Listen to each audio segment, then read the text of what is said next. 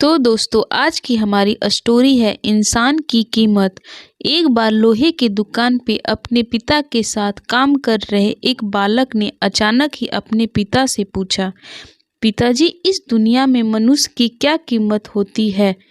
पिताजी एक छोटे से बच्चे से ऐसा गंभीर सवाल सुनकर हैरान रह गए।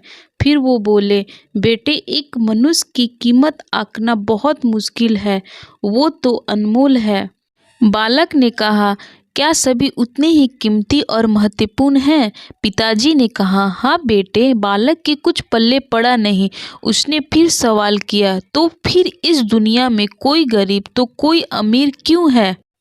किसी की कम इज्जत तो किसी की ज़्यादा क्यों होती है? सवाल सुनकर पिताजी कुछ देर तक शांत रहे और फिर बालक से स्टोर रूम में पड़ा एक लोहे का रॉड लाने को कहा। रॉड लाते ही पिताजी ने पूछा, इसकी क्या कीमत होगी? बालक ने कहा, लगभग 300 रुपये। पिताजी, अगर मैं इसके बहुत से छोटे छोटे कील बना दूं तो इसकी क्या कीमत हो जाएगी? बालक कुछ देर सोच कर बोला, तो ये और महंगा बिकेगा, लगभग 1000 रुपये का। पिताजी, अगर मैं इस लोहे से घड़ी के बहुत सारे स्प्रिंग बना दूं तो?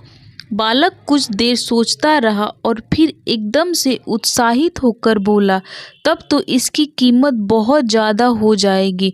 पिताजी उसे समझाते हुए बोले, ठीक इसी तरह मनुष्य की कीमत इससे नहीं है कि वो अभी क्या है, बल्कि इससे है कि वो अपने आप को क्या बना सकता है।